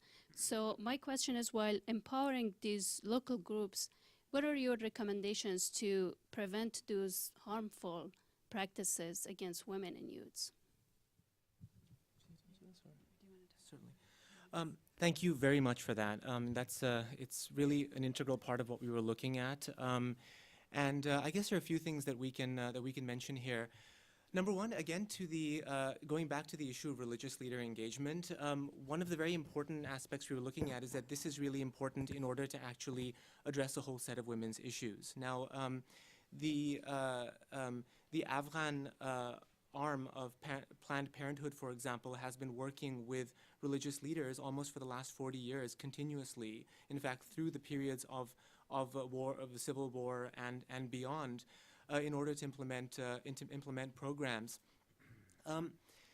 There is, this may be dealing with a part of your question. Maybe I'll leave the rest up to the other panelists. But there is an issue about how to approach women's issues and how to approach women's empowerment. And I think this is where a lot of international organizations fall short, because the will is there and the intention is actually very good. But occasionally you'll have groups which we find would be willing to agree to empowering women at a very large level, who get impacted by the kind of terminology that's used. I'm going to give an example of the law that's currently under review, which is obviously a very, very delicate and very dangerous issue. That obviously that there's some groups who are at the moral level opposed to this entirely and are, let's say, do have certain extremist beliefs with regards to women's role in the society and justice. But we found that there are other groups who we talked to who were simply opposed to the law because they did not actually understand the terminology which went into the law. This is the violence against women. Sorry, I'm sorry. This is, for those who may not be aware, this is the Violence Against Women law. Thank you. Is this on? Can you hear me? Okay. I think it was Walid who mentioned that because of the uncertainty about who will emerge in the leadership, that some in civil society somewhat limit their activity. And I'm wondering if there's any sense in civil society that it plays a role in determining that leadership. Is there an active role, or people tend to be passive in awaiting the results of whatever leadership emerges?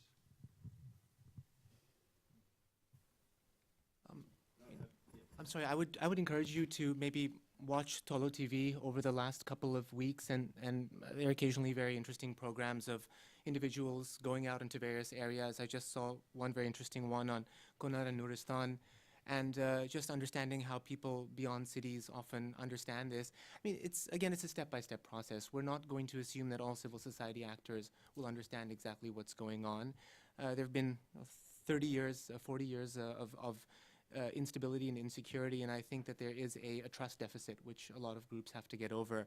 That said, I think the panelists mentioned incredible leaps and bounds that we've taken with regards to civil society's role in election monitoring, and I think this is on a day-to-day basis. We're finding more and more people who are getting involved in this issue.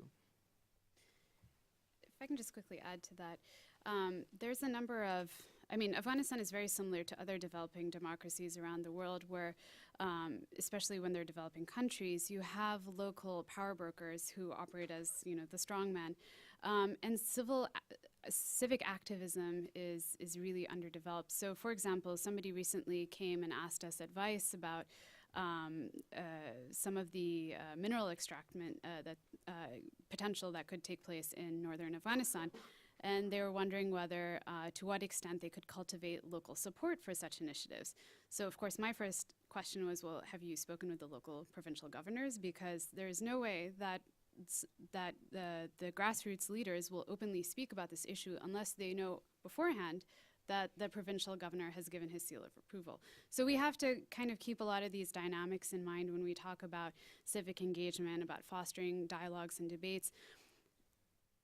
Elections alone, of course, don't make a democracy, so that's why it's really important to work with these civil society institutions so that they build up that framework from the ground up.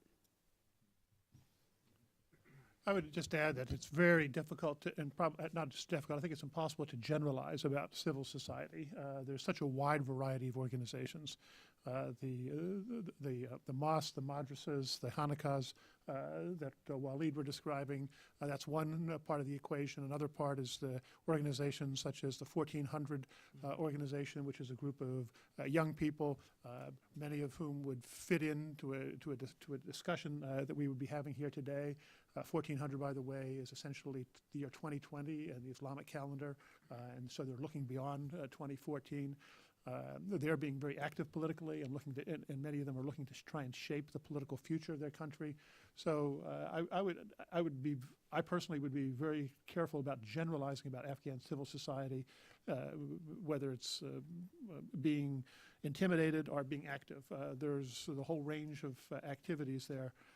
What I will say is that, following along with what Claire said, there is, I think, a very broad consensus among all of these organizations on the importance of security, whether it's the mosques and madrasas who are persecuted by the Taliban, or it's the young people, or those who are doing election monitoring. They're all insistent that they need to have security. They understand that without security, all of their efforts are going to end up being for naught. Cynthia Schneider, Georgetown University. Thank you so much. It's so interesting. What a great report. I just wanted to mention quickly the poll that you mentioned, Claire, also says that 80% of the Afghan population have faith in their own government as it is now, and their own security forces, which I think was, surprising even to people doing the poll. I wanted to, and of course never gets out here. I wanted to come back to the issue of culture and where its place is and how it can be most effectively used in a positive way.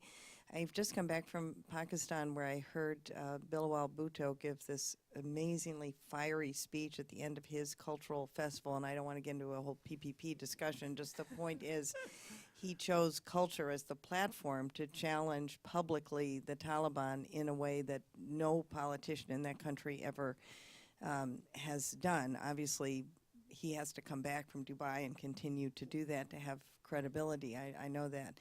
But in Afghanistan, you mentioned the importance of poetry and Qawwali music and this sort of thing, which is so true. I'm wondering how you see the role, if there is one, of the U.S. or foreign NGOs and aid in leveraging that and doing what I think Tolo TV has done so effectively as kind of raising the profile of this organic local culture as a key component of identity, in juxtaposition to the erasure of culture during the Taliban time.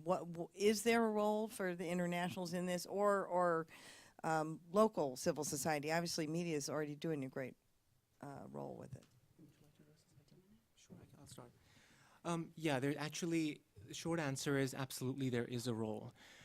You have organizations, let's say something very simple, like poetry recitations, which again, you have single events that can draw hundreds or over 1,000 people at a time. The issue of continuity, the issue of getting the message across is something which I think a lot of local organizations, particularly grassroots ones, lack. There is very little institutional capacity, for example, amongst khaniqahs. So if they have an opportunity for, let's say, the poor people of the community to come together and be fed there, or be given messages which can provide at least some light at the end of the tunnel, in order to actually make that more effective and to enlarge that, they need a lot of support in terms of institutional capacity. Also, I would say another area where we can help is don't embed narratives. That it never works, because at certain times we're going to hear things that we don't like, and that's okay. We have to also understand that many of these institutions are apolitical in their nature. Therefore, they draw people who may stand on both sides of the state spectrums, or anti-state and pro-state, which I think offers a lot of opportunities for creating a third space where people can actually come together and realize, not to be trite, but this is quite serious, to realize that there are certain common things everyone really wants out of this. I think just to add to that, there was some momentum, and hopefully there still is moving forward, on supporting a lot of local cultural initiatives. Of course, there's the Ambassadors Fund for Cultural Preservation, the Aga Khan Development Network, and other international organizations have invested a lot of money in preserving some of Afghanistan's most historic shrines across the country, and the effects, it's amazing and it's obvious. So you can take, for example, Babar's Gardens in Kabul. If any of you have been there, you know how beautiful and serene it is, and it was destroyed over the past 30 years of conflict in Afghanistan. So that simple investment of cultivating a public space, of tapping into Afghanistan's heritage, you've now fostered a place where men and women and families can come together for picnics. You have beautiful exhibits going on at the museum there. And so I guess the bottom line here is these kinds of initiatives don't require millions and millions of dollars.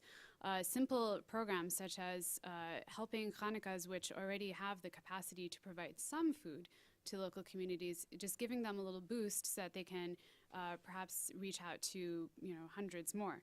And that kind of, in terms of what's already been done, I mean, there are a number of initiatives through Radio Kili, the Foundation for Cultural and Civil Society, but what I'm personally concerned about is that you hear a lot of folks saying like, okay, we've already invested a lot of money in these kinds of initiatives, now what? Now it's Afghanistan's, the Ministry of Information and Culture, now they have to sort of carry this on forward. And so we have to think strategically of how we can utilize our diplomatic channels to leverage some pressure on these ministries so that they actually do carry this forward.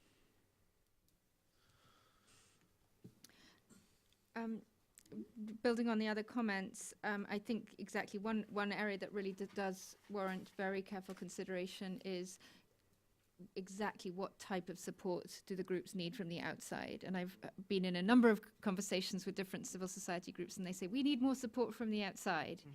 And when you actually say, well, exactly what do you need? Do you need, I said, not that it's in my gift, but do you need resources? And they said, no, we've actually got enough money. Do you need advice? No, we've got enough advice. And actually, when they think about it, it was actually, they said, we're all right. It's a question of amongst ourselves working out our own strategy. So I think it's, in a sense, it's actually not a shortage of resources that's the problem. If there is one that universally, in my experience, people have identified, it's actually the networking between them. It's creating the spaces and the fora and the opportunities for the different groups, which often are very fragmented and of their own accord may find difficult to come together and agree on that common agenda to come together. So it's the investment in the networking. One of the organizations that was set up to try to do this and is still around, I don't know whether it's still performing that role, was something called the Foundation for Culture and Civil Society, that was set up initially in 2002 with a grant that Jim Wolfenson, then president of the World Bank, provided out of his personal president fund, because he recognized, I think, as you know, Professor, the really importance of the culture agenda and civil society in post-conflict societies. And that was set up. And one of the early things that organization discovered, of course, was that there were many associations, and they discovered the Association of Calligraphers and of artists and of many organizations that had existed for decades but had been underground. So both, again, reiterating the richness and diversity of the cultural organizations that existed despite war over the years. And what they needed, again, was not particularly resources or anything, but was just the space and protection to continue their work. Shafi Sharifi from Alliance in Support of the Afghan People. I'm just basically question for Mahreen and Walid John about during the study meeting the religious leaders, if the issue of election came up and their participation or encouraging communities to get involved in election, because this is the most historical and critical period for us. If that came up and if there was any interest you saw or they talked about. And then for Claire, I mean, one of the things that one of the major issues being financially self-sufficient for the Afghan civil society. And we know that this year and perhaps next year there will be probably a lot less money available, funds for the civil society. Are there any models in place, anything being done to encourage some sort of financially self-sufficient programs for the civil society? I mean, is there any model in place, anything being done? Thank you.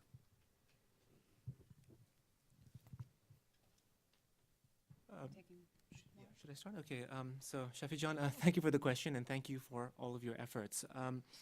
The short answer is that's not actually what we were focusing on, and the issue of elections would come up in discussions, but by and large, I think many groups were very sensitive about the issues of talking about their participation in elections or talking about which parties that they would actually support. Many of the groups pride themselves on being that apolitical space that has not been caught up in the politics, for example, of the last 20 years. And I think that there is a tendency sometimes among some groups. Now here I'm highlighting the negative. Obviously you know the positives here. To associate politics with the politics of the Civil War era, for example, of factionalism.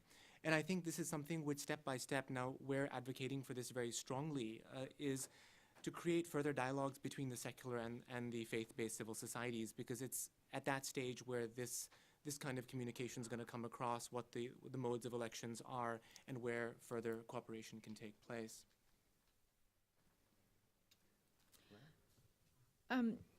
Question on funding. I don't know the precise plans of the USAIDs and the DFIDs of the world, although I think those of us interacting with them, I think to recommend a fund that does continue to support civil society organizations over the next 5 to 10 years would be critical. I also think that many civil society organizations are going to be well advised to adjust to a new fiscal reality. The funding is going to come down.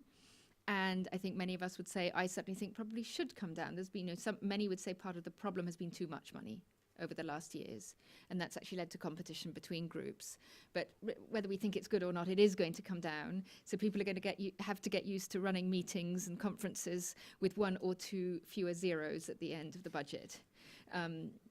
So that's the reality. Having said that, I do think it's important to ensure and argue, and those of us who are engaged in analysis or advocacy, to ensure that some support is still there. I mean, the other thing is that much activity doesn't need money, and it's back to this point. It doesn't actually take a budget and resources, because so much of the resources exist. Can you borrow a building rather than renting a building, and so on, in the way that activities are organized. As one example of that, I think one program that is, for example, set to continue, coming back to the National Solidarity Program, will be built into the budget of the coming years for the World Bank, should the next Afghan government agree to that, and that will continue to support the 31,000 community development councils around the country. So, for example, those will continue to exist.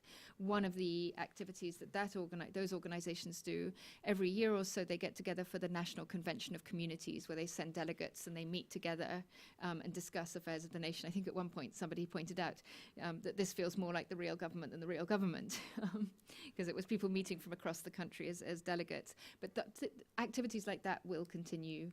But I think I fear or expect that the reality will be doing more with less over the coming years. Is it on? Yes. I'm Patricia Silberman, and I'm here representing Ashiana, which is a grassroots organization in Afghanistan that works with working street children to educate, feed, and help medicate them when they need it. One of the areas that does not have enough funding, with 100,000 working street children, is education for those children and nutrition and welfare. And yet on the list of priorities given to the United States, education and child welfare ranked 23rd and 25th. Something like that, I was told by both U.S. and Afghan officials. And is there a way that we can increase the priority for those people where there's no social service support system yet in place in Afghanistan? Addressed to anyone in particular? Anybody who can help us lobby for it. Sure, I'll take a stab at that. So you raise a really urgent issue, and actually we are quite familiar with your organization. It's one of the ones that we had highlighted in our directory. So I do hope that that this issue becomes a priority. What I would like to highlight is the field of social welfare in general in Afghanistan. It's at a very nascent stage. So in comparison to other Muslim majority countries where we've conducted similar research, you often have a lot of the faith-based networks, again here, the shrines, the mosques, even the madrasas. They are critical depots for collecting aid and then distributing that in communities. In Egypt, for example, every year, just prior to the Eid festivities, communities will go to their local mosque and drop off either cash or bags of rice and beans and stuff. In Afghanistan, it's not that institutionalized. And so what we found by and large is a lot of local assistance ends up being given either on a first come, first serve basis, or communities simply lack that long-term strategic development planning. So It's definitely a field, I think, which needs to be developed over time, and perhaps that could be one reason why we simply don't hear addressing the needs of street children as that top priority. If I can just add a little bit, you mentioned it was a priority list that was given by the Afghan government. And I would say a lot of it, maybe all of it, is about politics. Today in Afghanistan, during the election process, the presidential candidates are presenting their plans. They're being critiqued by many in society for not having priorities, for not having programs to address crying social needs, such as the one children that you identified. Similarly, in the elections for provincial councils that are going on now, there's sort of a contest, I think, between people who are running for various, I would say, personal factors, but others who are trying to run substantive efforts. This is all part of the development of real politics, where priorities and the allocation of resources are determined partly, and hopefully to an increasing degree, by the political process. And I personally find some encouragement in the kind of increasingly substantive debates that are being held by the presidential candidates in Afghanistan as I sort of watch that from afar. But in the end, I think it's really up to the people of Afghanistan to hold their government to account. And that's going to be hard because there are so many competing needs in Afghanistan, not just children, of course, but many others. And there's going to be a lot of political competition here for where in that priority list different needs rank. Yes, my name is David Katz. I'm with the U.S. Department of State.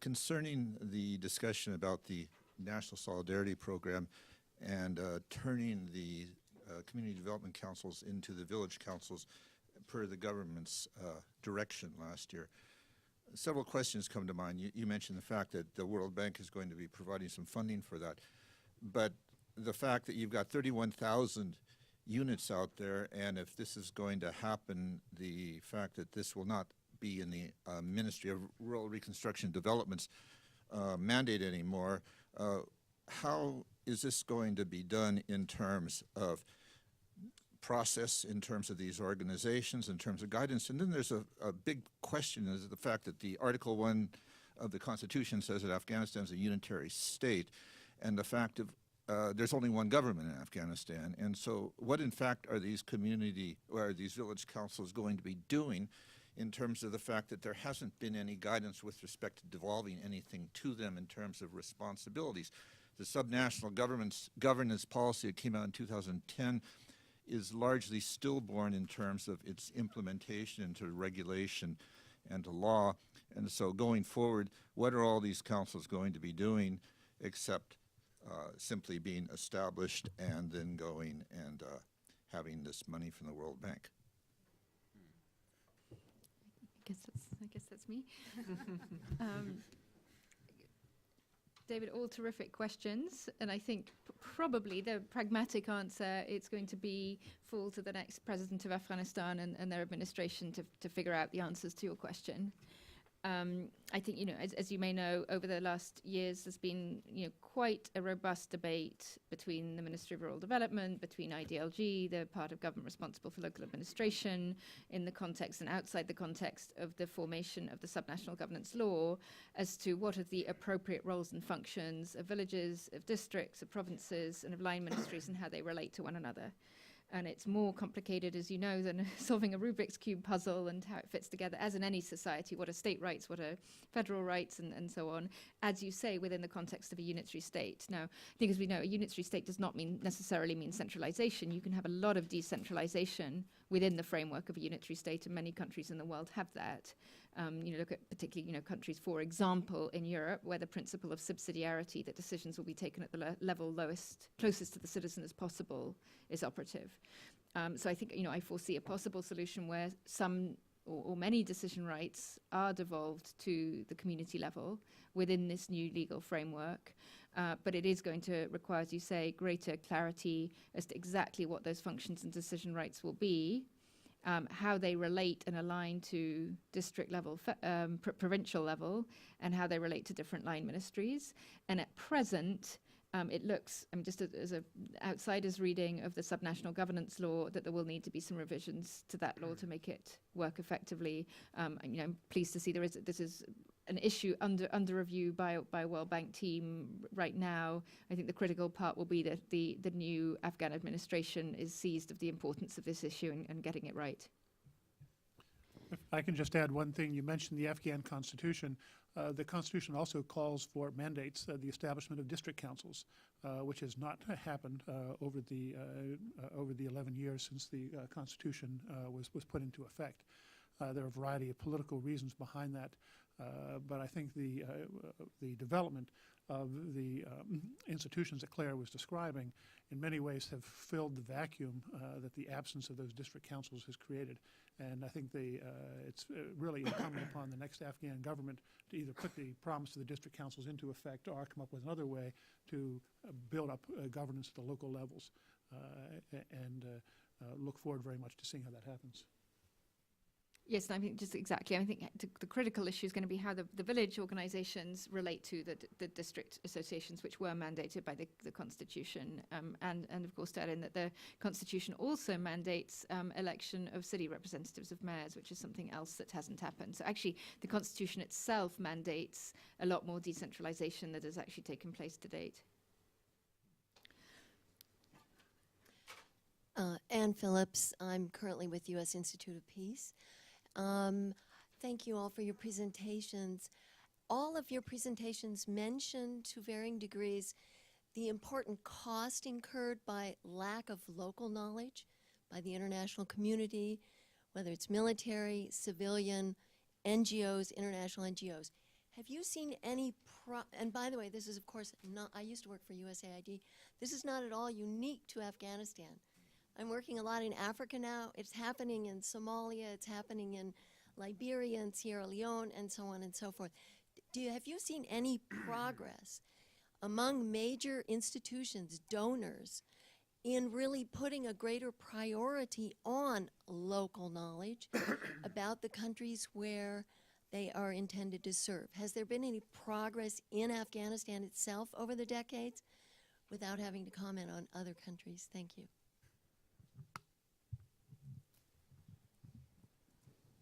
At a very basic level, there has been post-2008 and 2009, certainly, and I think the concept of civil society and engagement in Afghanistan has changed considerably before that moment and after that moment. I think you've had a lot more civil society councils that have developed on a regional basis. In most capital cities of provinces, you can now find some body, some umbrella body, which actually brings civil society together.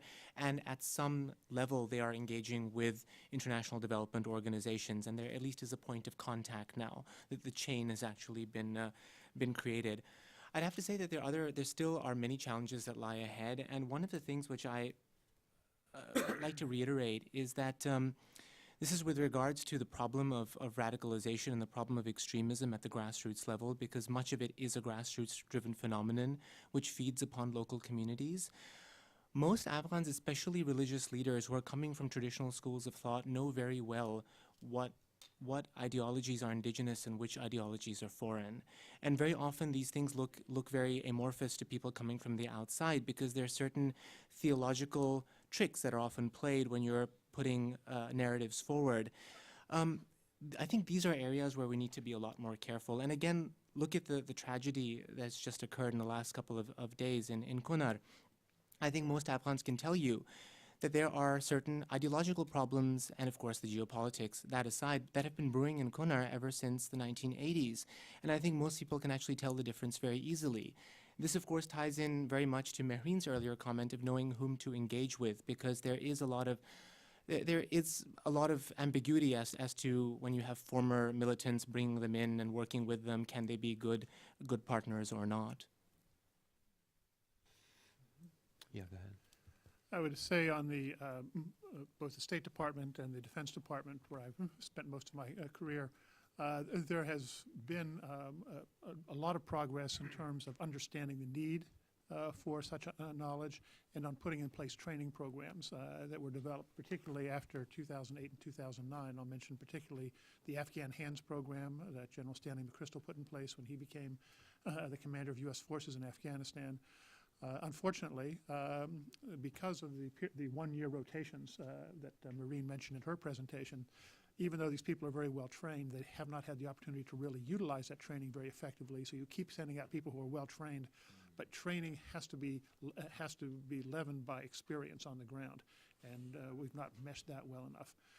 And then finally, I'll just make a point, the defense cuts that were announced yesterday by, or the proposed defense cuts that were announced yesterday by Defense Secretary Hagel, I am very concerned that in the U.S. military, which has built up some excellent training techniques and institutions, that a lot of those are going to be on the chopping block as we move forward with these defense cuts. And I think that would be a real mistake on our part. I think I agree. What I've seen is an enormous step change in the amount of sensitivity to the historical, cultural, political context, certainly in Afghanistan. My question is whether that set of lessons is being absorbed into other ones, and perhaps you're reflecting that it isn't. So I think one of the challenges is going to be how is this type of sensitivity and attention to these dimensions built into the institutional processes, whether it's of USAID or a whole of government approach or other organizations, including the World Bank and the UN. I mean, I think we still see in so-called needs assessments there's nothing there, or it's a tabula rasa, whether this is South Sudan or Liberia or Sierra Leone. And of course, it's not a tabula rasa. There are millennia and centuries of institutional civil society political formation and people of the country with tremendous talents and expertise. So the institutionalization, I think, is the challenge. And also, I think as David has just reflected, the how do we resist throwing the sort of the baby of all the lessons learned out with the bathwater of the last decade, with an increasing tendency towards isolationism, and I think quite a conundrum, because the more that we learn about different contexts, the more complicated it seems, and the more difficult it seems to engage. So that's a bridge that will have to be crossed. Okay, last question. Thank you, Dieter Detke, Georgetown University. Just to continue the line of questions that Ann Phillips asked, what's going to happen to the work of the provincial reconstruction teams? I mean, I can't imagine that this is going to be continued in the same vein where individual countries, help on a provincial basis. I can't see the Afghan security forces to take over their work. So isn't there another, pressure to focus really on Kabul, where the real work should be done, right? It should be in the other direction. And can you help us with that a little bit? Thank you.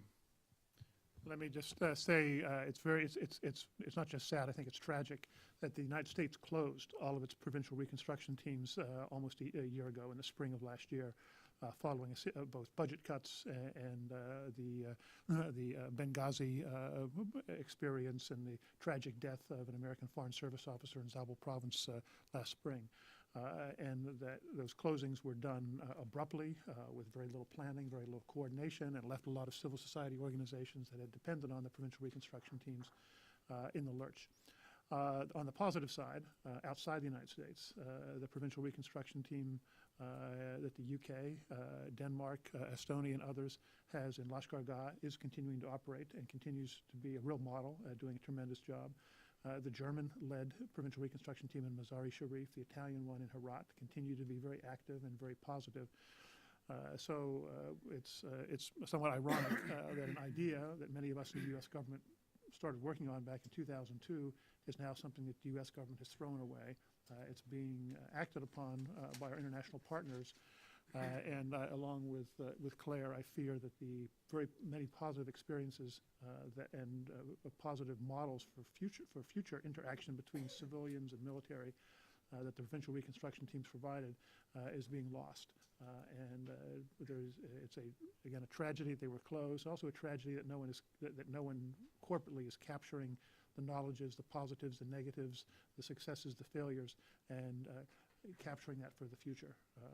It'll unfortunately have to be reinvented sometime in the next 20 or 30 years. I think to add to that very much, imperative to learn the lessons of what did and didn't work. And also, I mean, I think it was a mistake that they went away so quickly. Having said that, I think there was also a difficulty the way the PRTs were interacting, because they were creating what some Afghans felt was a shadow government, and maybe it could have been worked out. But I think going forward, to the extent, and what we hear is the Afghans want external engagement. The challenge is going to be to arrive at a model of how does outside assistance interact with domestic Afghan institutions. And it may actually end up looking quite similar to PRTs, but with some differences. So that needs to be articulated. And I think, and I'll end with a comment, I think actually the role of universities, and US universities in particular, in helping think this through, in helping to provide platforms for spaces for interaction with Afghan institutions in general, Afghan civil society in particular. I know that Georgetown has played an enormous role through various leaders over the years, but that'll be one case in point. But other Afghan US universities as well might increasingly play an important role as the US government interaction level changes.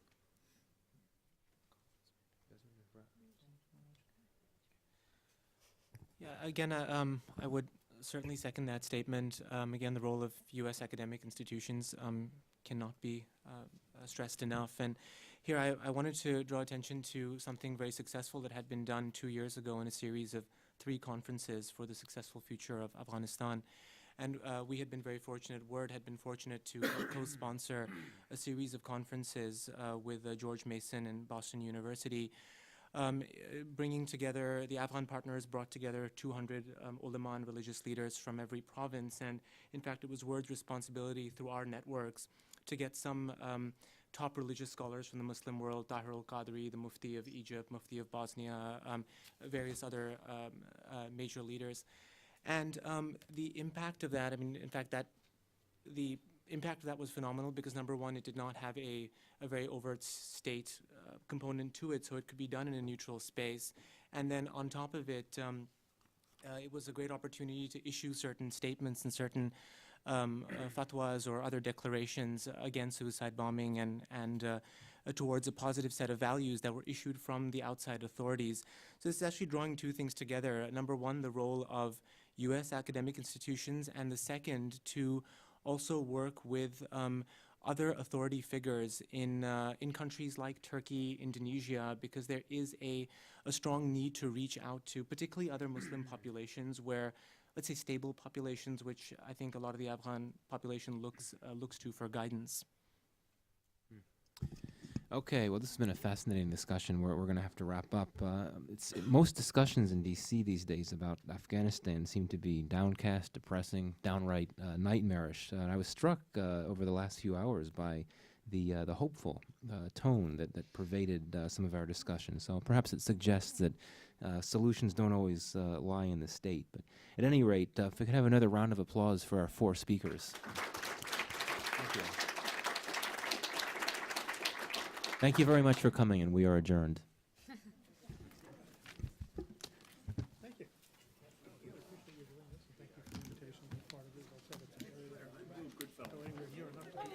Finally meet you. How are you? How's your baby? I have a stud email for my inbox.